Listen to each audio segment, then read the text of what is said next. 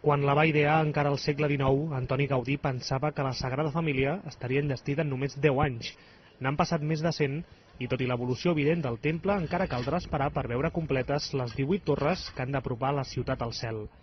El degà de la Facultat de Teologia de Catalunya opina, però, que per considerar el temple acabat no caldrà esperar tant.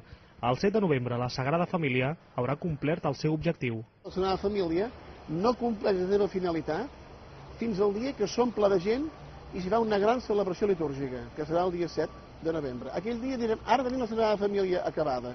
Abans era només el receptacle. Tot està a punt perquè aquí dintre hi esclati una gran celebració. La Sagrada Família buida és un monument per a turistes japonesos. Plena és el que ha de ser, un espai per a la celebració de la fe. Armand Puig ha publicat La Sagrada Família segons Gaudí, un llibre que explica el significat i la simbologia d'un temple en què res és funcional ni ornamental i on tot té una referència simbòlica. La torre més alta, la que simbolitzarà Jesucrist a la creu, superarà els 170 metres d'altura, però caldrà esperar l'any 2030 per poder observar la basílica sense les grues que l'han acompanyada tota la vida.